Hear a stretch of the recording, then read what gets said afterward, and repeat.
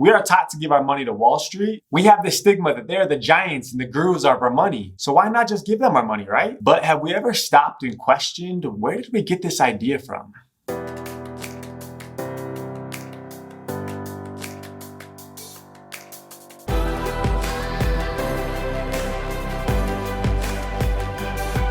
This is BetterWealth with Caleb Guilliams. Hey everyone, welcome back to the BetterWealth Show. I'm here with Dominic, and Dom, you did a video on Tom Brady, and you actually said, be the Tom Brady of your finances. Now, there's some people that just clicked off this video or turned off this podcast because Tom Brady's the most loved or hated person in the NFL, but I think you have some really, really good points, so we're going to dive into your thoughts. I think that takeaway is powerful.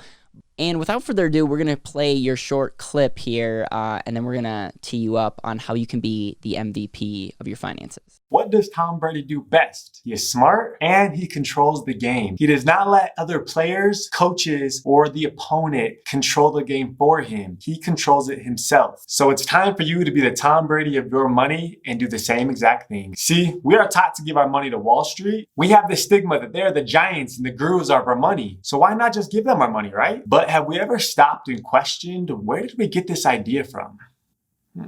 We were taught this from our parents. We were taught this from our teachers. We were taught this from society. We were taught this from banks and Wall Street themselves. And why do you think that banks and Wall Streets have taught us this? Well, if you think about it, banks and Wall Street are businesses. And how do these businesses make money? They make money by controlling your money. So it only makes sense for them to advertise the best thing to do with your money is give your money to them. You see, the problem with this is when you give your money to somebody in Wall Street, you have no idea what your money is in. You have zero control over what happens, you have zero control over your money, and you have zero control on what goes inside those boardrooms. So at the end of the day, you are just throwing your money to the wolves, and it's essentially like gambling in the stock market. And the worst part about all of that is you are the one who's paying a fee to have zero control and have zero idea of what is going on behind the scenes. And we wonder why baby boomers' greatest fear is not having enough money saved for retirement. The system is broken, and it's time to operate like the MVP, the most valuable player. Remember, you are the most valuable player. And since you are the most valuable player, it's time to start acting like it, just like Tom Brady does. So it's time to be in control of your money. You should know exactly where it's going, and you should invest in yourself, your future, and the things that you are passionate about. It's time to stop following the herd blindly.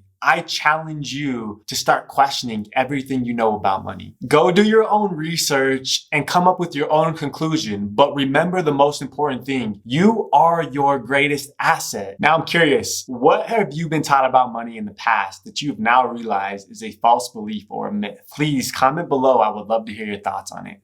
My goodness, man, you bring the fire, the heat. There's so much that we can unpack in this video. Real quick, how did you come up with this? And it's not just about you being your greatest asset. You threw some punches at like who taught you about money. You threw punches at why Wall Street and the banks want our money. Like, I'm fired up after watching that. Thanks for putting that together. Yeah, man. No, I'm super passionate about two things, right? One, finance, helping people in that world, and also sports. Right? Yeah, so I was it's like perfect. Yeah, it's like perfect, right? Why can't I combine the two together and come up with a creative, funny video? And honestly, man, I have to credit you, and I've credited you in the past video, etc. Like, a lot of the stuff that I've learned comes from you, comes from the book, The And Asset.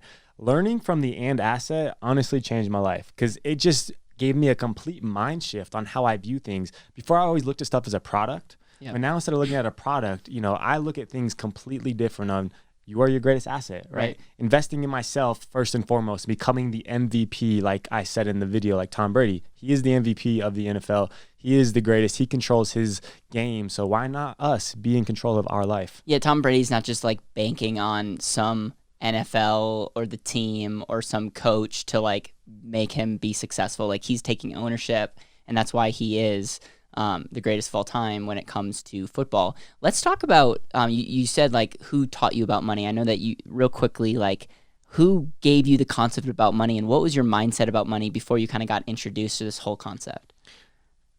That's a good question. The person who taught me about money was my parents, right? That was what I learned. The school system, education, people that I surrounded myself with, which wasn't great people at the time. Yep. So that was what I learned. Whatever they knew was what I essentially learned, because it just kind of transferred from one generation to the next.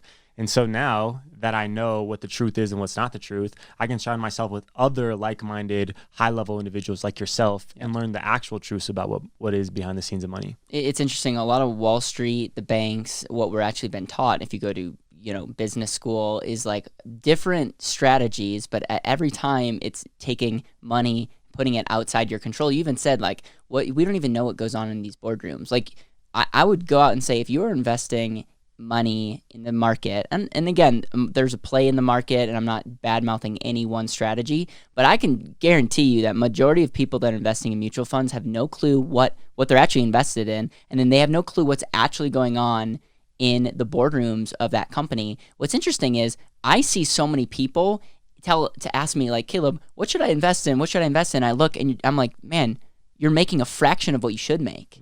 Why don't you invest in your ability to double your income? So good.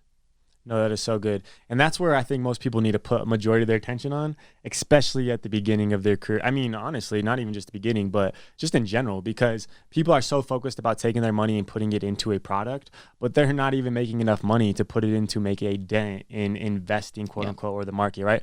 I think the people who make the most significant gain in the market are the people who have invested in themselves, who have become the most MVP of their life, who have controlled their money for a while, who have built massive businesses. And then they have so much money at this point, they're like, all right, well, where do I put it? And these are like the massive companies. Then they go put it in the market, right? But majority of people should not focus on putting their money in a product like the market first. They should focus on putting in themselves, increasing their income, increasing the flow back to them, and then they can start progressing from there. I love that, man. I see so many people just diversifying their ability to impact, and it's so evident. And so please promise me this: if you're in a place and you know that you can get a lot more out of life, instead of going out and trying to take money away from you and invest, which, by the way, investing in investments are not bad. The problem is most people are doing it prematurely, and by default, they'll never get to where they want to go, because it's kind of like them hitting the foot on the gas and brake. And it's like you're trying to do too many things and you're not efficiently working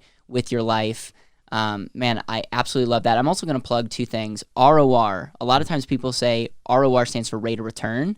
And that's awesome until you figure out, are we going for a rate of return? Can you spend a rate of return? Does a rate of return make you more of a happy person? Or should we go for results? So ROR, in this concept of return on result, when you think about that concept and when you can speak to the audience and the people listening to this, how would you define in your own words what return on result means to you? I would say it's focused on intentional living and being a happy human being, right? If I focus on result and I'm putting, let's just say, all of my money into the stock market, et cetera, and it's growing and it's accumulating, you have this massive thing over here, but back home, I'm penny pinching and I'm not being with my family and my wife, and I'm not being intentional living. We're not taking any vacations. We're not doing the things she loves, right? Okay, yeah, I'm getting a good return, but what is my return back home? The result is lack of, and therefore making me an unhappy human being. I love that, man. Well said. I also will just say, if you have not read the book, The And Asset, go check it out at BetterWealth.com. That's BetterWealth.com. A lot of these concepts in the book are ultimately trying to enhance your ability to show up today and in the future. And Better Wealth is all about intentional living. So any final words about you being the Tom Brady, you being the MVP, you being the greatest asset in your life? And I just think that's just so crucial, is just remember, you are your greatest asset. Always, first and foremost, invest back into yourself and then start looking to the next process, man. And this is a one concept that I truly live by now, and I didn't understand it until I met you. So, man, I just want to say thank you so much, first and foremost, for introducing me to this concept, right? Making me, now, I feel like I am the MVP of my life.